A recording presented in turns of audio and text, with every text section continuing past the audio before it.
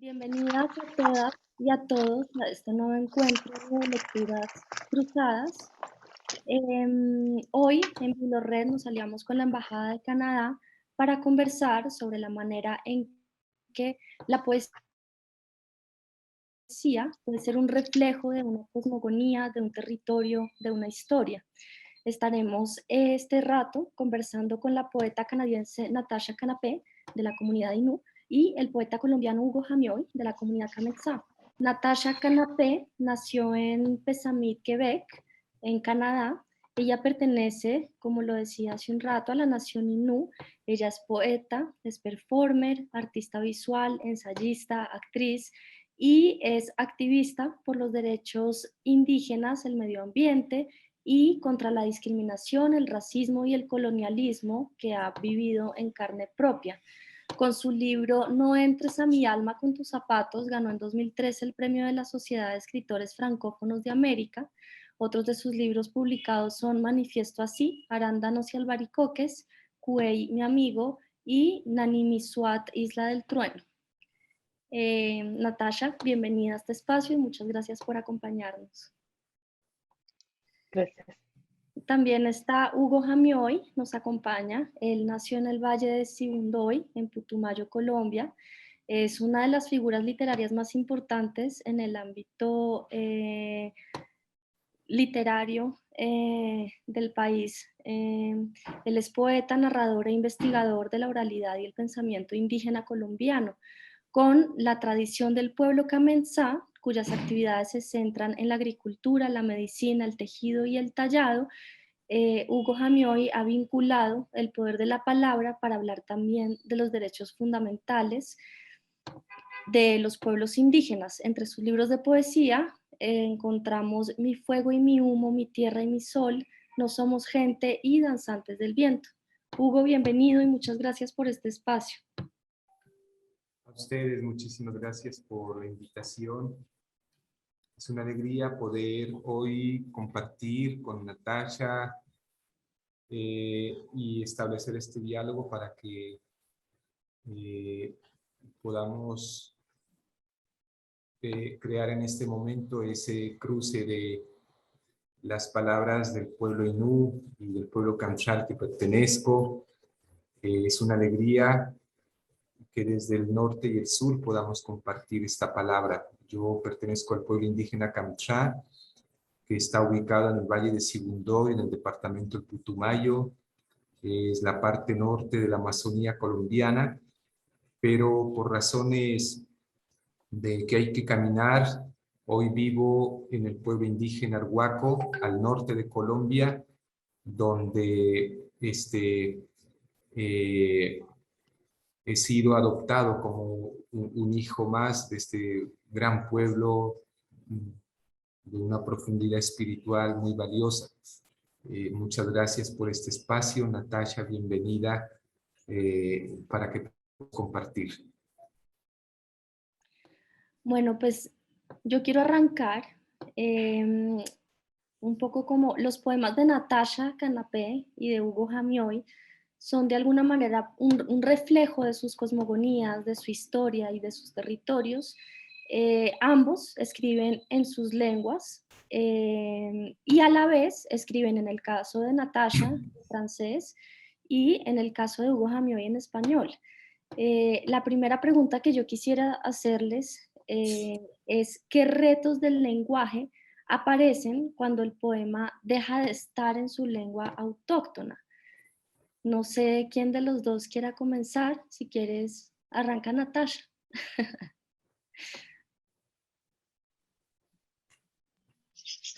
I just want to be sure to have understood the direction of the question.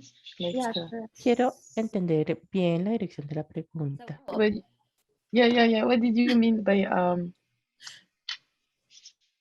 Yeah, can you repeat it in English? ¿La puedes repetir, por favor, en inglés? Cuando escribes un poema en tu idioma Innu, ¿qué piensas en tu opinión?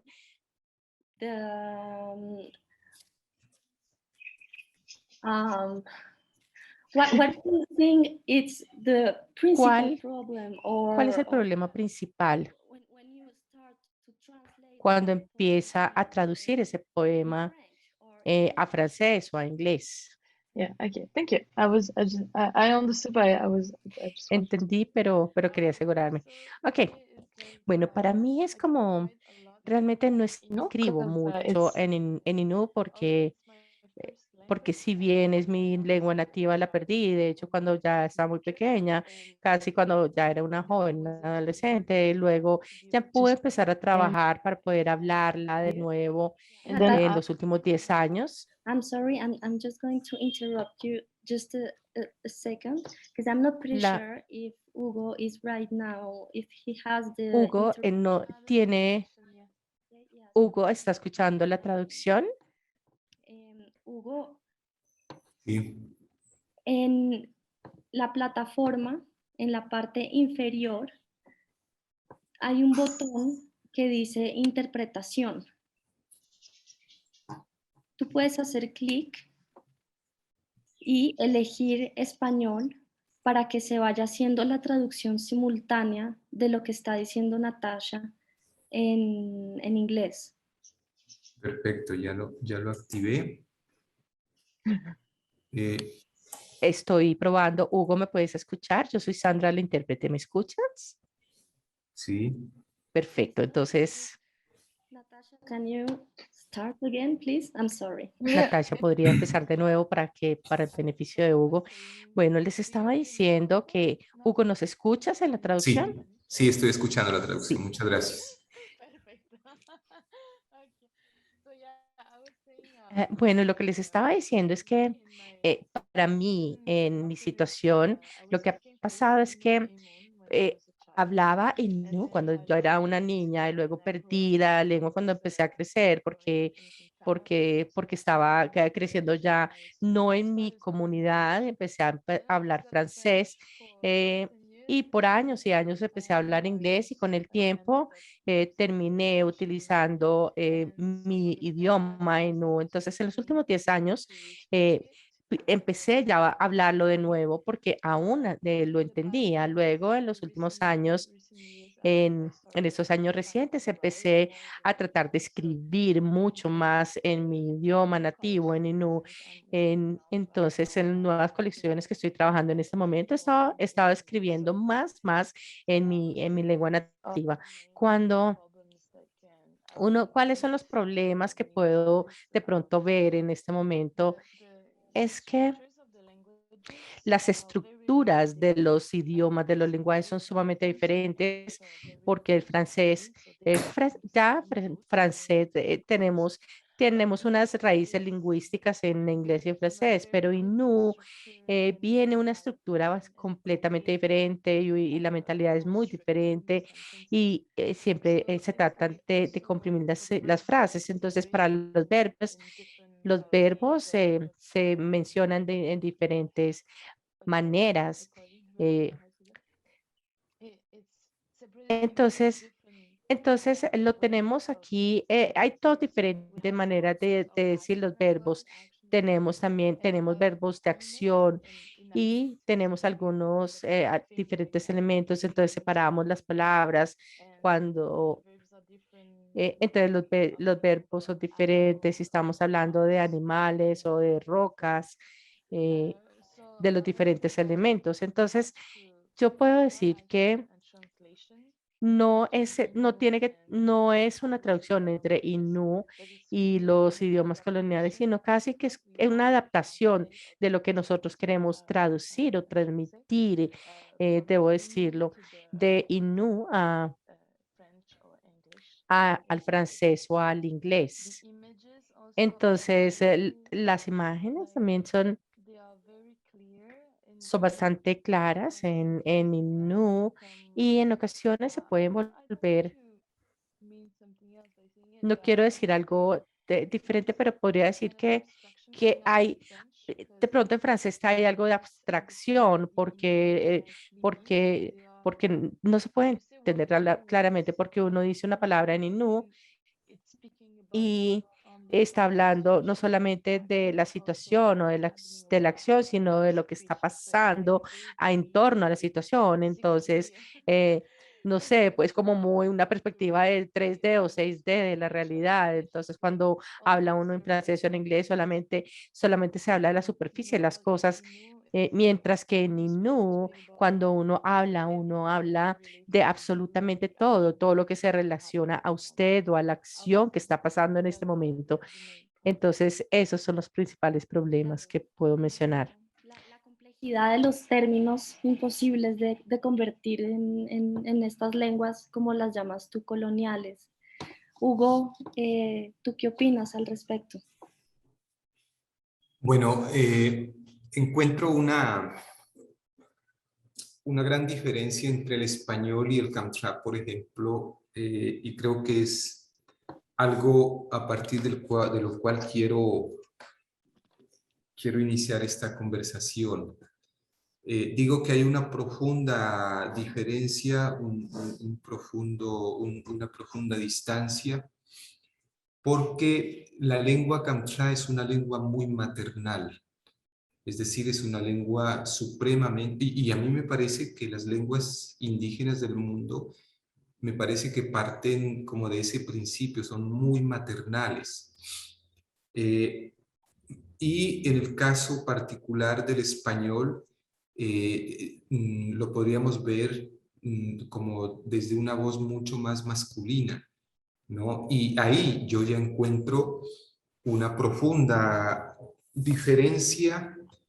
Y no es que sea una dificultad, sino que, digamos, hay que hacer mucho más esfuerzo cuando uno trata de hacerse entender, en mi caso, pues, al español. Hay que hacer un doble esfuerzo de poder, para poder lograr que las personas a quienes le hablamos puedan recibir el mensaje que a nosotros se nos facilita cuando hablamos en nuestra lengua materna y el interlocutor es alguien de nuestra comunidad. Entonces, aquí podemos empezar a adentrarnos a un universo, es decir, cuando uno habla en la lengua materna, se activan todas esas energías de un universo muy particular que solamente quienes hablamos la lengua lo sentimos, y esa es una de las grandes diferencias. Es decir,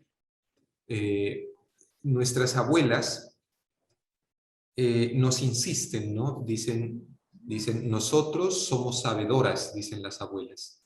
Pero para que tú entiendas nuestro conocimiento, la única puerta de entrada a lo que nosotros sabemos es la lengua, ¿no? Si tú quieres entender lo que nosotros queremos decir, tienes que hablar la lengua. Entonces, ya ahí hay una limitante cuando uno recibe un mensaje de la abuela, ¿no? O del abuelo, y trata como de hacerlo entender a otra persona que no es hablante de nuestra lengua, pierde, digamos, toda esa fuerza espiritual con la que se transmite, pero ahí está la habilidad de uno para poder transmitir y hacer que esa fuerza espiritual con la que nos han transmitido las abuelas o los abuelos este mensaje, poder hacer que la otra persona que no es hablante de nuestra lengua pueda también recibir ese contenido espiritual con el que nos habrán o nos transmiten nuestros padres. Entonces, ahí encuentro una gran diferencia, ¿no? La primera es esa de que el sentido maternal con que se transmiten los mensajes hace que haya otra dimensión. ¿Y por qué digo maternal? Porque es que nosotros aprendemos la lengua en nuestros primeros 7, 8 años, ¿no? Nacemos desde el vientre materno, pues nos cantan, nos arrullan, nuestra madre especialmente nos transmite tanto eso que pronuncia verbalmente y se escucha como un sonido, pero también todo lo que siente nuestra madre, ¿no? Todo lo que está pensando, todo lo que está sintiendo, sus estados de ánimo, nos lo va transmitiendo. Y eso va construyendo una forma de cómo para nosotros esas palabras, esos sonidos, pues no solamente son sonidos para transmitir la descripción de un objeto, de un momento, sino que van mucho más allá de esa parte física, es decir, nuestra lengua va mucho más allá de verlo como un simple, digamos, unos simples sonidos para comunicarnos simplemente, sino que, por ejemplo, cuando decimos, tomemos una palabra de nuestra lengua, cuando decimos shinje, entonces cuando alguien de mi pueblo, sobre todo un abuelo, una abuela, pronuncia esa palabra shinje, se activan, digamos, se activan unas energías que nos conectan con el tiempo, que nos conectan con un ser creador, que nos conectan con la luz, que nos conectan con esa línea que divide la claridad y la oscuridad, el día y la noche. Se conecta con ese ser masculino que es el portador de la semilla, ¿no? Y cuando decimos Shinje nos estamos refiriendo al sol, pero el sol no es solamente una bola de fuego que miramos allá arriba, ¿no? Sino que representa todo esto, representa el tiempo, representa un dador, representa una deidad, representa el portador de la semilla y todo el tiempo que el sol, digamos, lo vemos desde la luz, él está, como es portador de la semilla y es un ser masculino, pues está engendrando permanentemente sobre ese ser que recepciona, que es femenino y hace referencia a la tierra. Entonces miren cómo una sola palabra, ¿no? Todo la carga energética que tiene y el contenido que tiene. Entonces eso se activa. En cambio, si yo, por ejemplo, le digo Shinje y empiezo a explicarle, no, Shinje es la representación de esto, simplemente se activa, no sé, como un solo código, que es el sol, ¿no? Y entonces vendría la pregunta si ustedes, decirle cuando uno les habla del sol, ¿qué sienten? ¿Qué entienden? ¿No? En cambio, en nosotros pues se activa toda estos elementos, ¿no? Entonces miren que cada palabra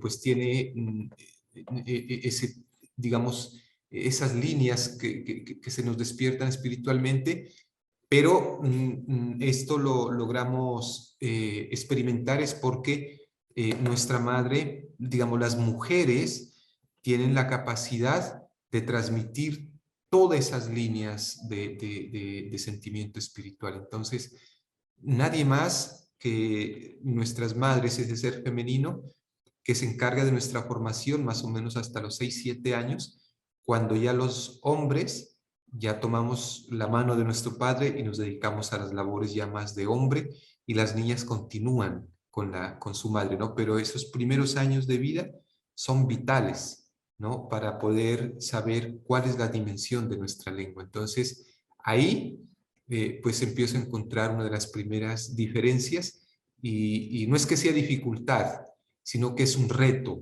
¿no? Digamos, si yo hablo con otro Kamtra, pues es muy fácil porque vamos a lograr entender la dimensión de nuestras palabras en nuestra lengua. Pero si lo transmito para los hablantes del español, ahí está el reto hacia mí de poder tomar las palabras necesarias, ordenarlas de manera tal que esa fuerza que me transmiten en mi lengua también la pueda compartir con ustedes los hablantes en español. Claro que ahí es, al final es un poco el mismo reto que menciona Natasha, ¿no? Y al final a mí me queda la pregunta de si, si realmente, ahí vuelvo y me pregunto sobre este reto en la traducción y por ejemplo, cuando tenemos un libro, en el caso de Hugo Jamioy, que es uno que tengo a la mano, que es Danzantes del Viento, que lo tengo en ambas lenguas, me pregunto si yo realmente estaré logrando leer y recibir como todo lo que como toda la intención que le están dando a los poemas. ¿no? Entonces me pregunto si hasta qué punto en estas traducciones sí se logra transmitir todo lo que ustedes quisieran. Que en el caso de Natasha hablabas casi que de una reescritura, ¿verdad? Sí, sí, sorry. Puedes hablar en español. Empiece a pensar en español y hablar. Pero no, You no can switch estoy. whenever you want. I'm not enough good in Spanish to be able, No but tengo un so. español tan suficiente para poder hacerlo, pero pronto, pronto voy a poder hablar español. Bueno, aquí la intención, por ejemplo, en los anteriormente aquí en Quebec, en Canadá,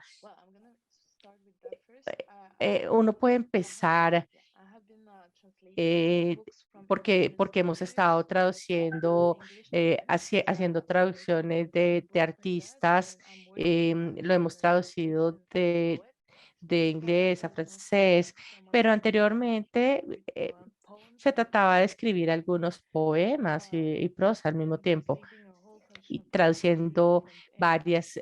Traducir esto es bastante difícil porque por mucho tiempo hemos estado observando que en ocasiones las culturas indígenas son, son bastante diferentes, pero tienen tantos detalles que realmente no son tan accesibles para la sociedad dominante y para todo el mundo en el país. Y en ocasiones también aquí tenemos muchas personas para poder tener acceso a la información, a la cultura, a la parte histórica. eh, yo creo que es bastante complejo para aquellos que no son indígenas o que no pertenecen a una comunidad indígena que puedan entender profundamente los poemas, la poesía, las novelas o las novelas cortas, historias cortas. Y para poderlo traducir en el idioma, eh, la traducción se trata de poner este texto disponible a la mayoría de las personas, a la mayor número de personas posible. Y, pero al mismo tiempo, en ocasiones me pregunto cuál sería el punto al final del día si de pronto traducimos un texto y realmente no podemos transmitir la intención real de la persona que lo escribe, porque puede constituir una barrera que se trata de no llegar a esta intención, estas intenciones o el propósito del objeto principal del poema o del texto o de su redacción o escritura, sino que sea más accesible de un idioma a otro. En ocasiones, para mí ha sido un poco más difícil para los autores indígenas si ellos no están escribiendo en el francés o en inglés. Puede ser mucho más fácil si ya lo están escribiendo directamente en inglés o en francés. Si tenemos que escribir en estos idiomas, eh, lo he encontrado bastante riesgoso de pronto hacer esta traducción porque yo creo que porque necesitamos de pronto un traductor indígena que conozca la mentalidad de las personas para poder traducir los poemas, porque si no se tiene, yo creo que vamos a perdernos muchas cosas, mucha de la esencia que el escritor quiere transmitir. Y yo creo que el texto, porque yo sé, porque los escritores quieren transmitir algo sumamente importante sobre sus sentimientos, su experiencia, y de repente la mentalidad de sus comunidades. Entonces, yo creo que estas cosas pueden ser muy complejas, pero si somos suficientemente sensibles, eh, podríamos nosotros en este momento traducir bastante bien las palabras que quieren transmitir los escritores indígenas, pero yo creo que en mi caso Yo he estado ya he traducido algunos libros, yo sé cómo funciona la traducción y cuando tengo la posibilidad trabajo muy de cerca con el traductor y en este momento, en los últimos años he estado estudiando español, entonces si alguien quiere traducir, si quiere traducir mis poemas a español, yo me gustaría estar muy cerca de esta persona. Yo utilizo algunos elementos de los textos para poder hablar sobre mi cultura y para que pueda la gente entender la experiencia de ser un indígena en Quebec. A veces hablamos del colonialismo, la opresión que sufrimos. Entonces hay algunas cuantas cosas que hemos estado pensando en materia de traducción de esos textos. How's that the word to Hugo so he Y can ahora le quiero ceder la palabra para ver cuál ha sido la experiencia. Hugo, ¿tú quieres agregar algo?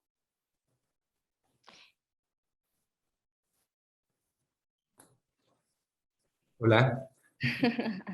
Bueno, Que me quedo pensando, sí, en esa complejidad que igual está expresando Natasha, ¿no? Que finalmente al hacer la traducción, pues está adoptando una lengua finalmente colonizadora, ¿no? Entonces ahí uno empieza como a entrar casi que en un montón de contradicciones en esa traducción. No sé, Hugo, ¿qué quieras agregar sobre lo que estaba comentando Natasha?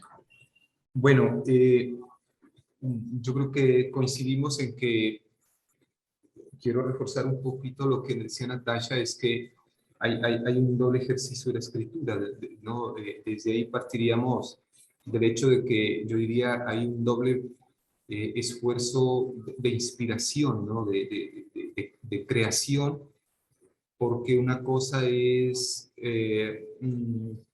escribir en nuestra lengua materna, que es la que se nos facilita, ¿no? Y tenemos la fuerza y la claridad de lo que estamos haciendo, pero llevarlo a otro idioma, en el caso mío, el español, por ejemplo, hay un, digamos, hay que eh, hacer un esfuerzo para un nuevo proceso creativo, es decir, estaremos eh, trabajando dos veces un mismo mensaje en dos lenguas diferentes, ¿no? Eh, eh, y entonces, yo parto de algo muy valioso y es que eh, la lengua Kamcha, y no creo que solamente la lengua Kamcha, sino que las lenguas indígenas del mundo tienen una característica muy particular y es que son muy cultas. Ya han creado un lenguaje supremamente culto, supremamente, digamos, de, de, de una dimensión humana tan profunda que una sola palabra eh, te transporta, te compenetra, ¿no? Hacia eso que se refiere con esa palabra. Y por otro lado, digamos, ya sugiere un tipo de construcción tal que yo no sé si sea poesía.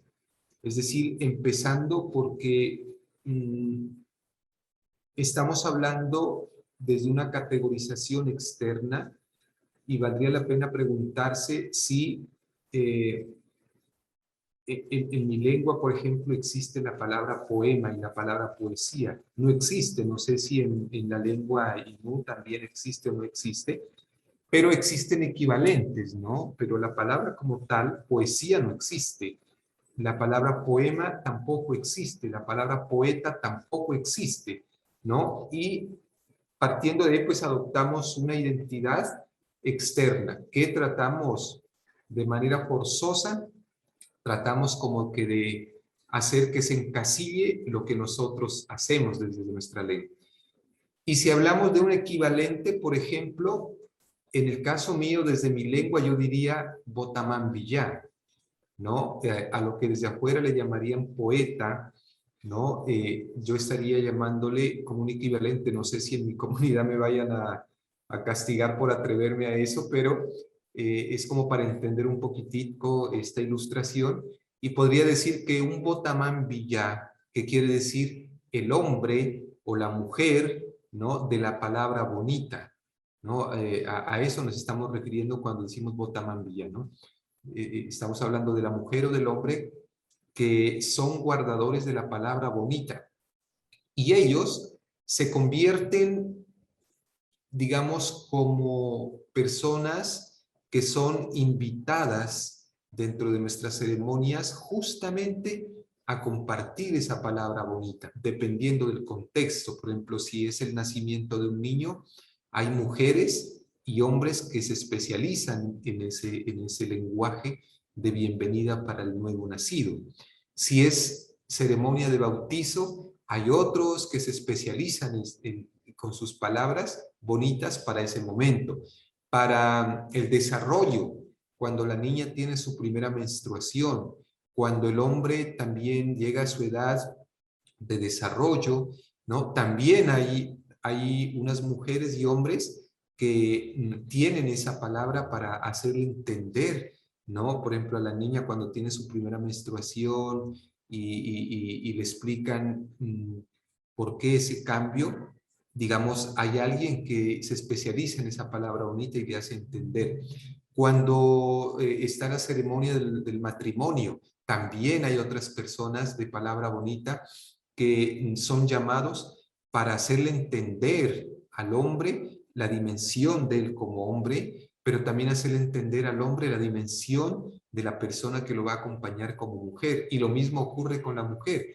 Se le explica cuál es su condición como mujer, cuál es su grandeza como mujer, ¿no? Pero también la grandeza de quien la va a acompañar, que es su nombre. Entonces, y finalmente, cuando está la muerte, que sería el último momento de ese ciclo vital, también hay unas mujeres y unos hombres que tienen esa palabra bonita para ese momento de despedida y de preparación en la muerte, ¿no? Entonces miren que aquí, digamos, yo no sé si tenga que yo reducirlo a lo que es la poesía o que es el poema, sino que hay unos momentos muy particulares y que hacen parte de nuestra identidad, ¿no? Donde aflora la palabra, esa palabra bonita, ¿no? Y la dimensión de esa palabra, que todo es en nuestra lengua. Y a veces yo me atrevo a decir, ya con esa mirada externa, digo, hay frases que son poesía, o hay versos, ¿no? O hay palabras. Una sola palabra, ¿no? Puede constituirse en un verso o en un poema como tal. Por ejemplo, esta acción que yo estoy describiendo, ¿no? De estos especialistas en cada momento, por ejemplo, desarrollan una acción que en nuestra lengua se llama Hawayenan. Y Hawayenan es la acción de orientar, de aconsejar, ¿no? Pero, y tiene muchas traducciones. De todas esas traducciones, una de las que más me gusta es una de las traducciones que se ha construido colectivamente con mi comunidad y con la cual nos identificamos, y es cuando dicen Hawayenan, están diciendo sembrar la palabra en el corazón. Entonces, miren, yo cómo puedo, digamos, ¿cómo puedo modificar esto? Es decir, ya está hecho. ¿Qué más le puedo quitar? ¿Qué más le puedo agregar? ¿O qué le puedo quitar a esto que ya está dicho, ¿no? Y hay otras interpretaciones del Hawayenan, ¿no? Si lo empezamos es una palabra compuesta, si la empezamos a descomponer, nos vamos a dar cuenta que nos va a llevar a comprender todo un universo, pero con solo decirles a ustedes que Hawayenan quiere decir sembrar la palabra en el corazón, yo creo que ya a ustedes les llama la atención y ya va con una fuerza tal que ustedes desde el español ya lo pueden alcanzar a dimensionar, ¿no? Entonces miren cómo este proceso constructivo de traducción o de poder compartir ese mensaje a otra lengua, en el caso mío, pues al español, pues requiere todo este ejercicio, este contexto, y particularmente cuando hago la traducción, a los primeros que les leo son a mis padres. Bueno, mi padre murió hace 3 años, él era el que recibía y me decía, no, quítale esto, ponle esto, era como un curador, ¿no? Junto con mi madre. Y luego mi hermano, pues es un gran traductor, y miembros de la comunidad les leía y decían, sí, se entiende, no se entiende. Entonces creo que ese es un ejercicio bien bonito para poder tener la tranquilidad de que lo que estamos haciendo pues corresponde a eso que también se siente dentro de la comunidad. Entonces, bueno, hay mucho sobre este tema, se puede desarrollar toda una cátedra, ¿no? Pero yo quiero ilustrar un poquitito simplemente para hacer un pincelazo que nos acerque a esto que es todo un universo para poder tratarlo. Muchas gracias, Hugo. Natasha, ¿quieres responder algo al respecto? Me quedo pensando, me da curiosidad también saber si en tu caso existe en Inú la palabra para la poeta o un poema, o si también has sido como teniendo otro tipo de construcciones en esta siembra de palabras, podría decir. You ask to read some poems right now? Sure, yeah, sure. Okay. Sorry, because I was Bueno, deactivating the estaba interpretation in the meantime, so I lost a bit of what you said. perdí una parte de lo que estabas escuchando. No, I was just asking, right now, do you have the interpretation button? Or ¿Tienes el botón de should I interpretación? English or Spanish? What do you want? English, just to be sure. No, it's just that Hugo was saying that Hugo estaba diciendo que in his language, en su idioma él poet term. no tiene el término poeta o poema. I was wondering if Entonces, actually quería, no sé si de pronto en they Inú have the tienes, poet term tienes el término poeta o poema, translation from Innu to o English. o sea, en una traducción. No sé si de pronto exista esa traducción hacia inglés. It didn't exist for us No, para nosotros tampoco existía. De hecho, in the past years. en los últimos años, Created the word nosotros creamos la palabra genom inom para poesía, que significa palabras de orgullo, por ejemplo. Es como una manera de ver la poesía y cómo se poets que sí, donde hemos visto muchos poetas indígenas, donde empezamos con la lectura, de pronto para compartir la cultura, de pronto para reclamar otra persona. Entonces, yo, cuando miramos estas palabras de orgullo, eh, para poder hablar de este tema. Entonces, para mí es bastante poético en este caso. La poesía y la palabra poesía y poetas anteriormente no existían por mucho tiempo, no existieron por mucho tiempo. Entonces, en este momento, cuando doy talleres de poesía o de redacción a los estudiantes bastante jóvenes, en su mayoría jóvenes indígenas, se lo menciono, porque cuando yo crecí realmente estaba escuchando libros, literatura, poesía, este tipo de cosas que veíamos de los blancos. De pronto no los utilizábamos o de pronto no habíamos aprendido a utilizarlos. Entonces, estas son cosas que yo aprendí a utilizar hace un tiempo, y obviamente hoy día las cosas son completamente diferentes porque en las comunidades indígenas normalmente tratamos de hablar del hecho de que la escritura para obviamente existía para nosotros, la escritura de palabras como lo conocemos ahora de las sociedades dominantes o de las sociedades occidentales. Pero lo que reclamamos en este momento es el hecho de que la literatura indígena ya existía y que solamente en la realidad anteriormente en nuestros roles. Y en este momento podemos, eh, de hecho, casi que es un vehículo. Es, la literatura es un vehículo para la oralidad y la tradición oral de las culturas indígenas. Entonces utilizamos los libros como apoyo y ahora también utilizamos la radio, la televisión. Son muchas cosas que son, son cosas o lugares en los que no nos verían o de pronto no nos escucharían. Estamos utilizando estos lugares como vehículo solamente para poder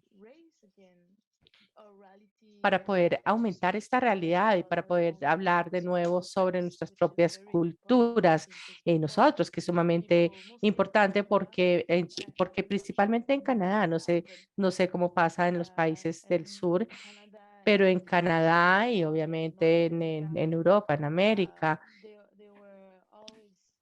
siempre hablan las personas, hablan simplemente de estos temas y cuando nosotros lo que queremos hacer ahora con la literatura y con otras formas de arte, queremos simplemente reclamar esos territorios como nuestros y lo que eran para nosotros en otras formas, porque por ejemplo hemos tenido debates sobre eso, sobre cuál es los teatros indígenas, cuando hablamos porque antes decían que no existían estos, no existían bajo sus propios lentes, pero para nosotros existen muchos tipos de formas y obviamente de ceremonias que y en donde el teatro ha sido o ha estado allí y ha estado también allí. Vemos que ha sido algo muy vívido donde hemos tenido todos los diferentes aspectos de la alineación que tenemos en este aspecto. Las personas aquí dicen, bueno, los artistas indígenas son muy interdisciplinarios, por ejemplo, pueden hacer mucha definición, ya sí tenemos toda esta identidad,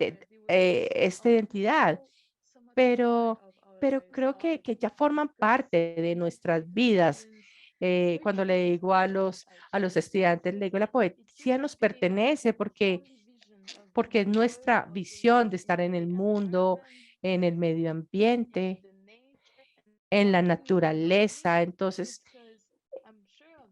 yo sé que esto forma parte de, Oh, de, de una manera de ver las cosas y de estar y de poder llegar a estas tierras, porque recordamos que la poesía, la definición se trata de relacionar las cosas y cómo nos relacionamos con las cosas de manera externa, interna, y cómo hacemos esto o cómo lo podemos mirar o su interrelación. Entonces somos poetas simplemente por estar en la tierra y simplemente por estar conectados con la tierra. Yo creo que en este momento los poetas, los indígenas pueden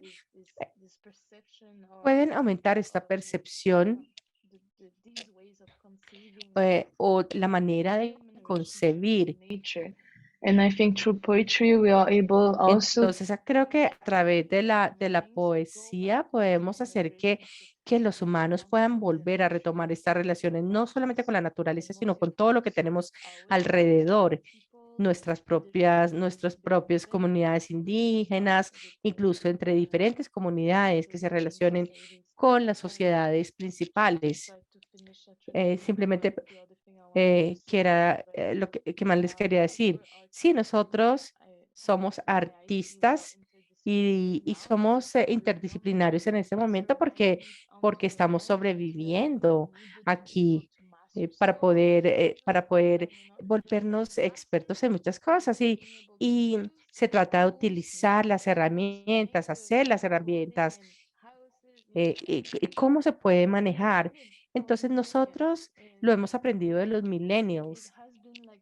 De hecho, han sido técnicas que, que se han perfeccionado también para los millennials.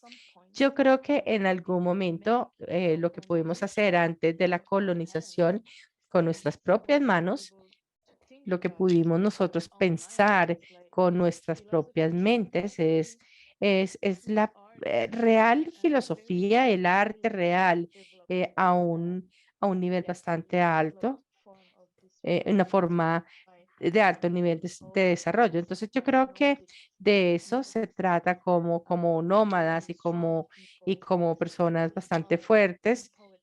Y yo creo que son los testigos de cómo éramos anteriormente y ahora cómo es que podemos tener o mejorar nuestra identidad y nuestra existencia. Thank you, Natasha. Hugo, no sé si quieras como responder o agregar algo sobre lo que estás silenciado. Te toca el micrófono, no te estamos escuchando. Perdón, disculpen aquí. Tranquilo. Yo pensé que, bueno, qué importante es poder tener este espacio para que, digamos, dialogar en torno a este tema, que es algo que muy pocas veces lo tratamos, ¿no? Y poder conocer las particularidades de cada quien. A mí, lo que apunta Natasha me parece muy importante, que no podamos desprendernos de esas tradiciones y de esas prácticas tradicionales que hacen parte de nuestra vida. Yo creo que ahí está gran parte, ¿no?, del secreto, eh, sobre todo en torno a tratar de entender nuestro mundo para nosotros, ¿no? Porque es que adicional a este esfuerzo por querer hacer un tipo de traducción que acerque al no hablante de nuestra lengua al espíritu de nuestra palabra, hay otro tema, y es que nosotros somos indígenas de hoy, somos indígenas modernos, ¿no?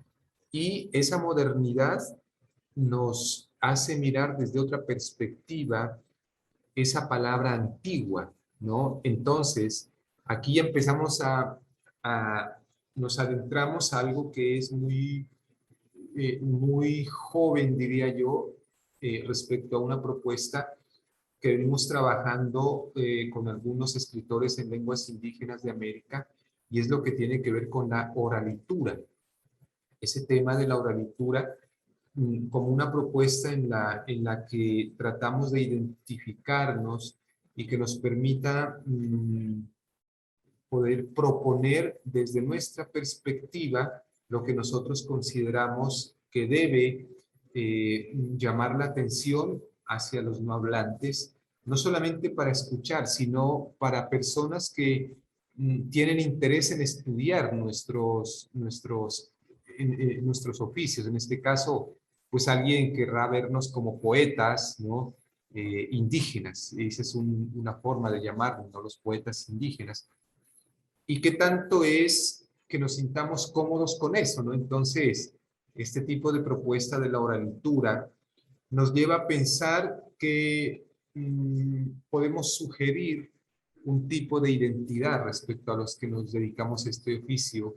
En principio, bueno, nos identificamos como escritores en lenguas indígenas o en lenguas originarias, pero con el paso del tiempo hemos venido adoptando, por ejemplo, que nos identifiquemos como oralitores, ¿no? Entonces yo soy un oralitor, porque es que, digamos, es una palabra o es una identidad que recoge nuestras realidades. Cuando estamos al interior de nuestra comunidad, nuestra relación es netamente oral y compartimos con nuestra comunidad y compartimos mensajes desde nosotros hacia ellos y recibimos los mensajes de nuestros mayores hacia nosotros de manera oral. Entonces, esa es una identidad que no podemos negar y pues que está presente, ¿no?, en nuestra actividad diaria como identidad. Pero cuando proponemos un texto escrito, tanto en nuestra lengua como en español, asumimos otra identidad, que es escritor, ¿no? En el marco de la literatura. Y por eso estas dos acciones nos dirían que tenemos dos tipos de identidades, pero son actividades u oficios pues que se concretan en esto que tratamos como de proponer y que nos hace sentir más cómodos y es la oralitura y lo que nosotros adoptamos es ser oralitores, que nos hace sentir un poco más cómodos en ese proceso de identidad, ¿no? Y dentro de esa dinámica, pues el ejercicio de la palabra nos lleva también, digamos, de nuestra palabra materna, de nuestra lengua materna, nos lleva a nosotros a escudriñar, a ser investigadores de nuestra propia lengua, ¿no? Y ese es un ejercicio muy importante y muy bonito porque nos adentramos, digamos, de verdad a encontrar ese espíritu de la palabra, porque es que cuando uno habla con un abuelo, con un mayor, ¿no? Y aquí empiezo a plantear algunos elementos que creo que todos lo hacemos y es That una we de all las do. características de la oralitura. Y es que en la oralitura planteamos una palabra antigua y una nueva palabra. Esa palabra antigua tiene que ver con lo que pues guardan nuestros abuelos, guardan nuestros mayores en nuestras comunidades, y ese es un tipo de lenguaje muy particular, incluso yo me atrevería que es un lenguaje mucho más ceremonial que el que nosotros usamos hoy, porque con el paso del tiempo, digamos, ellos solamente hablaban la lengua materna, ¿no? El español lo aprendieron mucho, mucho más después que nosotros. Por ejemplo, el caso mío, yo aprendí el español cuando ingresé a la escuela y luego sí fue paralelamente ese proceso de formación, ¿no? Tanto en mi lengua materna como en el español, pero sí, primero aprendí la lengua materna. Pero, digamos, me refiero a esto porque es que sí hay o yo siento esa diferencia cuando los mayores hablan entre sí, hablan en un lenguaje antiguo. Y ese es un lenguaje que nosotros de pronto hemos desaprendido. Nosotros hablamos así hablemos la lengua, pero hablamos con un lenguaje un poco más de nosotros, más moderno. Y ahí debemos ser muy cuidadosos. Incluso tenemos la tarea de poder investigar nuestra propia lengua, porque encontraremos escondidas en la palabra, encontraremos unos mensajes o unos códigos que nos transportan a otro tipo de conocimiento, otro tipo de saber. Entonces, mire que nosotros, en medio de todo este proceso, no es el simple hecho de tomar unas palabras, ponerlas en un orden y ya está el poema, sino que al respecto hay que intentar un tipo de investigación, de consulta con nuestros mayores, para que pues uno cuando escribe sobre algo y sobre todo cuando construye textos, cuando construye poemas que tienen que ver con, digamos, deidades, sitios sagrados o ceremonias que hacen parte de nuestra comunidad, de nuestra cultura. Esos son temas mucho más exigentes porque, por ejemplo, nuestros mayores saben a profundidad y a ciencia cierta desde nuestros pueblos lo que representa, ¿no? Por ejemplo, cuando hablamos del fuego, por ejemplo, ¿no? Componerle al fuego no es componerle porque sí, sino que hay unos elementos muy particulares que hacen parte de nuestra lengua materna y que están guardados en lo que transmiten nuestros mayores, ¿no? Y un abuelo puede tener un concepto, otro abuelo otro, otra abuela otro. Si logramos recoger esos conceptos, pues va a ser mucho más nutrida nuestra propuesta y tendremos muchos más elementos, ¿no? Para poder transmitir. O sea, de a poco creo que nos vamos metiendo en una complejidad de lo que es nuestro oficio. Es decir, yo valoro mucho lo que hace Natasha, lo que hacen varios hermanos originarios que están dedicados a la escritura de nuestras lenguas, ya sea cual sea el género desde el cual lo hacen, yo creo que no es un doble esfuerzo de componer en nuestra lengua materna, luego traducirlo, sino que ir mucho más allá de una simple composición o un simple orden de unas letras, ¿no? Sino que va mucho más allá de poder hacer ese proceso, sino que nos adentramos a un proceso de investigación de nuestra propia lengua materna. Entonces me parece muy, muy importante que lo sepan porque cada construcción poética, ¿no? Creo que está con esa fuerza primero, pues nosotros tenemos la convicción de que eso es así, y hay otra particularidad, es que nosotros no somos personas individuales. De pronto la escritura o la inspiración o el esfuerzo por ponerle un orden a las letras, a las palabras, tal vez sea ese hecho individual, pero el contenido, el significado viene con una carga de origen colectivo. Y cuando viene con esa carga de origen colectivo, eso que proponemos va a ser mirado por la gente de nuestra comunidad y lo va a calificar y lo va a apropiar o lo va a criticar o va a hacer una valoración donde dice, se van a sorprender y dicen, nadie pudo haberlo dicho mejor que esto que están proponiendo.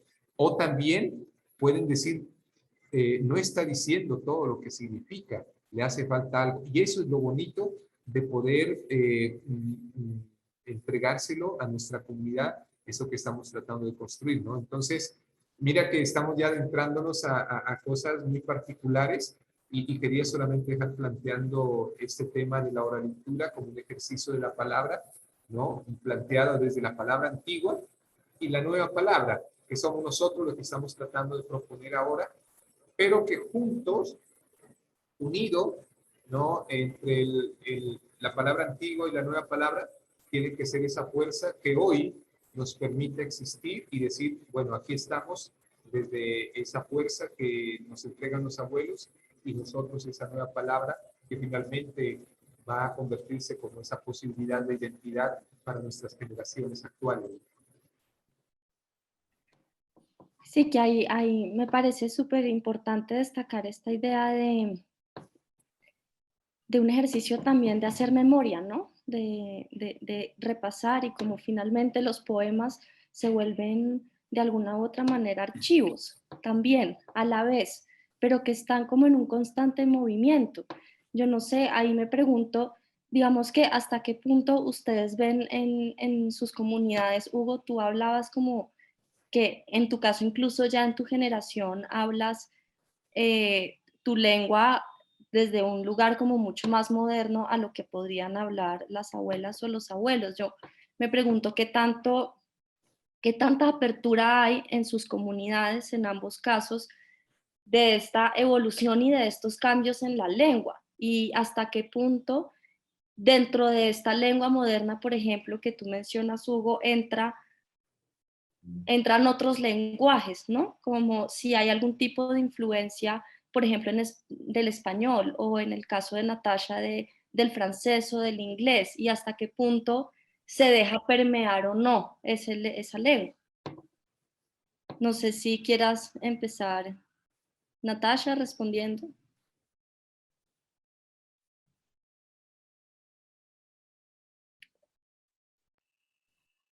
I would be interested to hear Hugo on that first.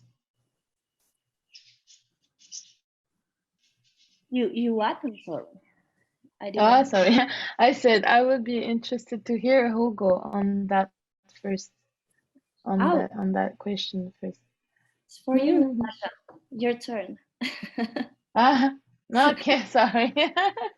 I thought you were talking to him and responding to what he said. I was talking to both, but yeah, I think it Okay, yeah. Nice, that you start with that question, that answer.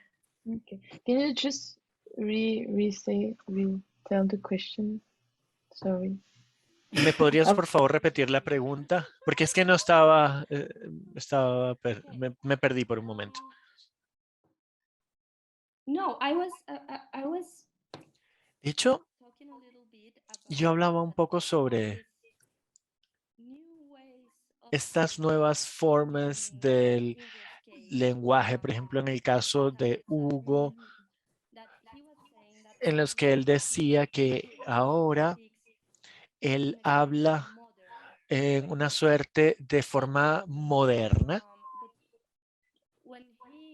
pero cuando él habla con personas mayores, es como si fuera un lenguaje antiguo, a pesar de que sea el mismo idioma, pero es como que si él tuviera una forma moderna de narrativa. Entonces, me pregunto si, no sé si escuchaste la traducción de lo que decía Hugo. Sí, sí, es que estaba reflexionando sobre lo que él iba diciendo sobre el lenguaje antiguo y por eso es que cuando hiciste la pregunta pensé que no era para mí, por eso mm, estaba esperando su respuesta porque no, no, sí está bien, solo quería saber qué piensas al viniendo de la comunidad Innu sobre toda esta discusión y sobre el lenguaje moderno y si hay alguna nueva influencia del inglés o del francés en el lenguaje Innu y cómo este pueblo se siente al respecto.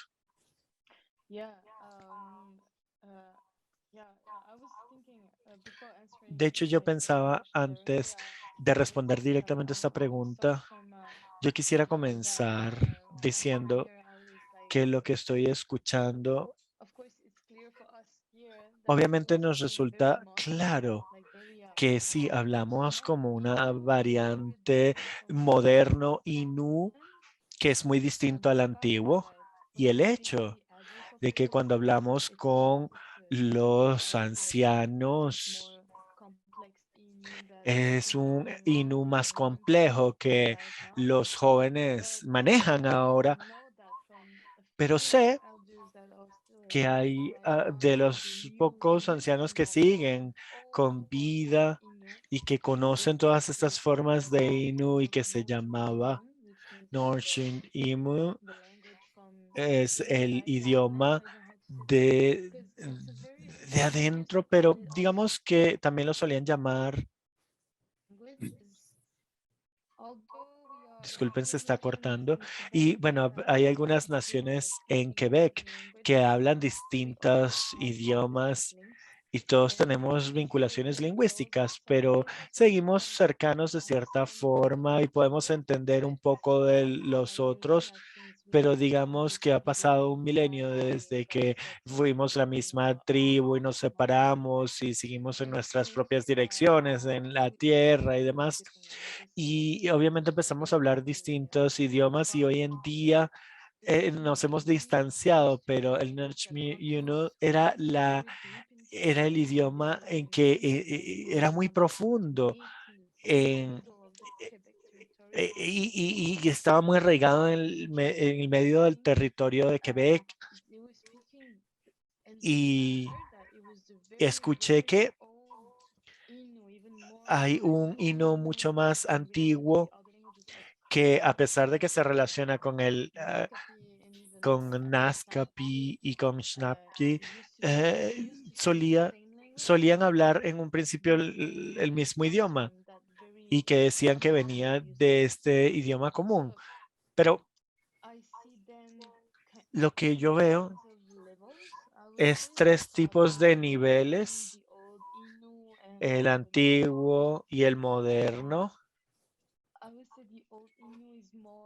Y diría que el antiguo es como más oral, es más de acción y acción es de estar sobre la tierra. Entonces todo el vocabulario guarda relación con los árboles, con las rocas, con los ríos, con las canoas y tiene que ver con su interacción con las tierras. Recuerden que eran nómadas y el moderno es muy distinto porque ya no utilizamos ese vocabulario más.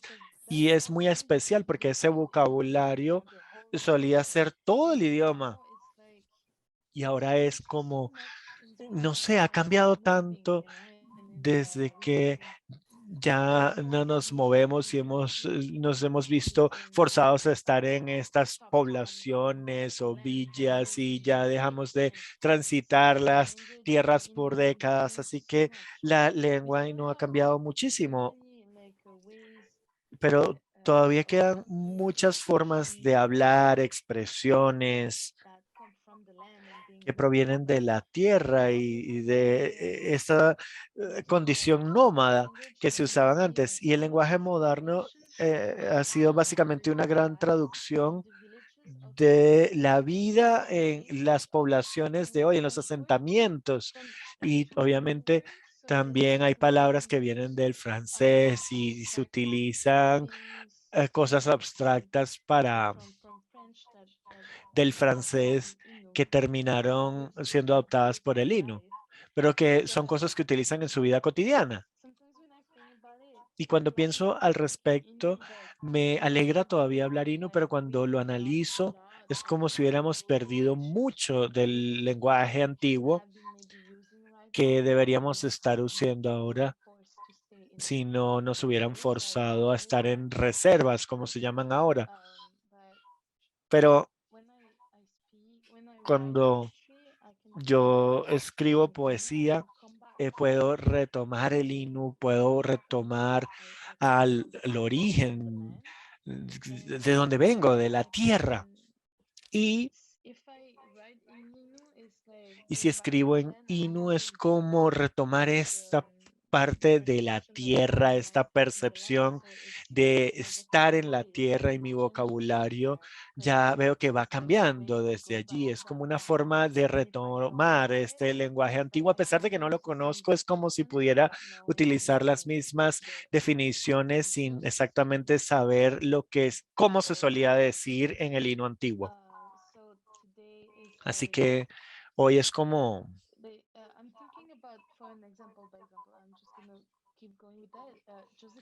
y bueno, digamos que viene así y sí, los ancianos ya tienen 73. Tenemos una poeta de Innu y ella fue mi mentora por años y esta mentora fue una de las primeras en realidad publicar simultáneamente en Innu y francés y ella traducía sus propios poemas de hecho, traducía sus primeros poemas fueron escritos en Innu y luego ella los adaptó al francés. Y de esa forma se pudieron publicar libros bilingües, pero luego ella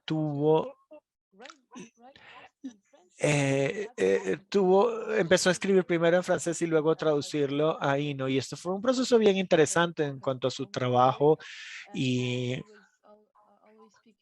ella siempre hablaba sobre cómo los idiomas son tan distintos y bueno, yo puedo leer Innu, pero cuando yo leo Innu es tan distinto al francés, no son las mismas palabras para nada, pero digamos que las ideas quedan y puedo ver y cuando hablamos hasta la tierra y entre francés, inglés, español, yo veo que no van a poder traducir lo que realmente queremos decir cuando hablamos sobre la tierra y la vida indígena en nuestro propio idioma. Algunos los ven como una barrera. Yo no lo veo en sí como una barrera, sino que hay que aceptar estas diferencias marcadas entre los idiomas y que hay que construir puentes. Yo creo que una vez más la poesía en el futuro porque podemos jugar con las palabras que podemos mantener la intención y las ideas y las imágenes, pero esto cambia la forma en la que se escribe en francés, inglés o español. Y luego para mí, yo sé que yo básicamente casi nunca hablo Innu, estoy lejos de poder hablarlo realmente, pero cada vez que yo retorno a mi población y cuando estoy rodeada de este pueblo Innu, puedo hablar y tener conversaciones prácticamente completas, pero son básicas, ¿no? Y un día me gustaría ser lingüista y poder especializarme en Innu, pero digamos que es un camino largo desde donde estoy y es un sueño. Aún así me entristece el hecho de no poder hablarlo a diario porque tengo un ejemplo en el que pudimos hacer una obra, sí, toda una obra de hecho, con textos antiguos de Innu en los 70s, que esto se tradujo, no, ella hablaba en Innu y esto se tradujo al francés y luego se publicó en otros idiomas. Y cuando estábamos en esta obra y todo el texto de 75 minutos que estaban en Inu Inu, me pidieron leerlo y es una obra en la que yo leo el texto y me meto en el carácter que es una activista de los años 70 y ya era mayor cuando comenzó a hablar sobre este tema. Pero bueno, digamos que últimamente como este texto dura más de una hora y como estuve hablando por Inu por más de una hora y no es algo que yo hago en mi vida diaria. Cada vez que yo trato de leer ese texto y que tengo que hacer esto en Inu y transmitir el mensaje, cada vez que yo retomo ese texto, me siento como cierto dolor en mi cabeza, en mi boca, en mi garganta, en mis hombros, están como, me siento tan cansada, tan agotada, porque implica horas y horas para poder hablar mi idioma otra vez. Y es algo de lo que no se escribe sobre los idiomas, y es como los cuerpos, cuando hablamos un idioma, como el cuerpo tiene una forma de configurarse a sí mismo para poder hablar ese idioma y emitir los sonidos y deletrear las palabras y las sílabas. Y cuando retomamos a otro idioma que es tan distinto al idioma que se habla a diario, como por ejemplo volver al hino, es doloroso realmente. Y empiezo a sentir esta sensación de dolor en mi cuerpo, en mi espalda, para poder hablarlo de forma correcta, pronunciarlo de la forma correcta, pero después es como si súbitamente mi cerebro hiciera este cambio en cómo estructuro mis pensamientos y cómo hablo. Cuando retorno al francés se siente prácticamente como si fuera una descolonización de mis propias células cuando retomo mi propio idioma por más de una hora. Obviamente, si se compara con mi vida cotidiana, en donde de repente son 5 minutos en los que estoy en este proceso. Entonces, creo que no sentimos cuánto no percibimos cuánto per- perdemos a partir del inglés, porque obviamente ahora es mi generación, pero he escuchado últimamente que los niños más jóvenes solo hablan francés y hace 10 años no era así, hace 15 años no era así, hace 25 años no era así. Pero ahora que escuchar que los niños solamente hablan francés, esto significa que hay un proceso que está ocurriendo y el pueblo Innu hasta ahora nosotros somos los últimos que hablamos nuestro propio idioma en el 60% de la población. Es un porcentaje bastante alto comparados con otros pueblos en Canadá, incluso en Quebec. Pero sí, hay otras naciones que todavía las hablan al 90%, pero para nosotros ver que ahora solo hablan francés y apenas entienden Innu, digamos que representa un choque, y en los últimos 2, 3, 5 años esto está ocurriendo, y hay personas que están tratando de trabajar para que esto te cobre una vida y se desarrollen herramientas lingüísticas, pero obviamente hay muchas diferencias.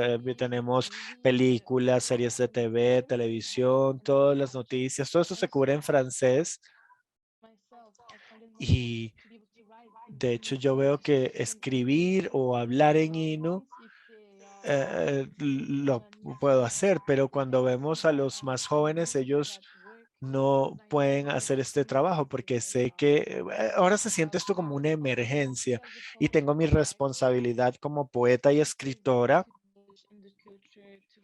es trabajar a nivel de la cultura para ayudarla a sobrevivir en las próximas décadas. Y bueno, eso es lo que estaba pensando sobre este tema, y gracias. Thank you, Natasha. Gracias, Natasha. Me da muchísimo pesar porque I'm really sorry interesante because esta this conversation is very interesting. Estoy muy feliz I am a really happy spectator of all the thoughts you've shared. pero lastimosamente ya nos toca cerrar, se nos acabó el tiempo. No sé si para cerrar tenemos quieran agregar algo como muy corto porque se nos acabó el tiempo, antes ya como de despedirnos. Estás silenciado, Hugo. Las cosas que, bueno, eso es parte de estos nuevos lenguajes. Sí. Bueno, qué importante ha sido que dejemos planteado algunas ideas en torno justamente a las experiencias que cada quien tiene desde su propio oficio, y creo que si no a través, digamos, institucionalmente a través de este espacio podemos seguir la conversación.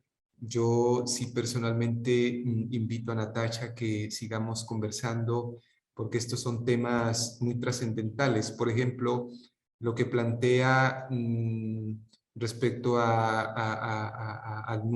porcentaje de hablantes de nuestros pueblos indígenas es algo muy delicado, es algo muy importante, y es una responsabilidad muy grande porque pues está en juego la existencia, la vida de una lengua, la vida de un pueblo a través de esa lengua, o simplemente la pérdida de una lengua más en el mundo, ¿no? Y a diario están desapareciendo. Entonces ya trascendemos a otro espacio donde no solamente la estética o la forma o el fondo de un poema, sino que ya tiene que ver con una responsabilidad de vida o muerte de nuestros pueblos indígenas, y un pueblo que pierda su lengua es prácticamente ha perdido el 99% de su identidad. No pueda que exista en el territorio, pero ya no va a poder nombrar eso que existe en el territorio con la originalidad de la lengua que inventaron nuestros abuelos.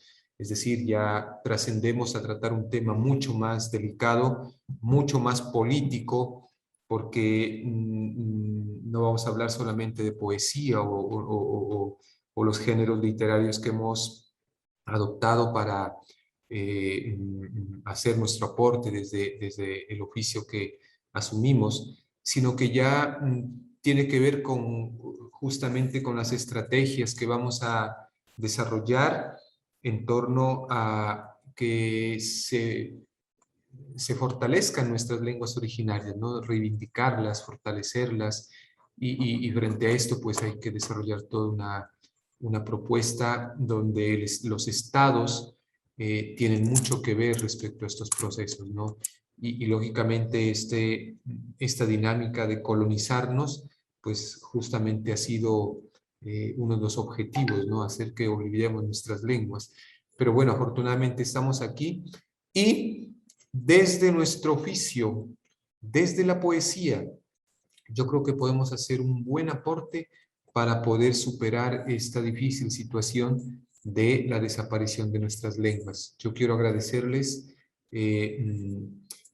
pues a todas las instituciones que han tenido que ver con este encuentro de la palabra, ¿no? De lecturas cruzadas, de poder leer la realidad de nuestros pueblos, en este caso del pueblo Inú y del pueblo Kamcha, que no sé en qué condiciones esté la lengua Inú, pero la lengua Kamcha, creo que estamos hasta el momento en un 50 y 50% de hablantes y de nuevas generaciones no hablantes, es decir, la lengua Kamcha está en un grave riesgo de desaparición porque un alto porcentaje de nuestros niños y nuestros jóvenes no hablan la lengua. Entonces, esta es otra mirada que tenemos que darle a nuestras lenguas maternas y pues creo que desde nuestra posibilidad haremos un aporte.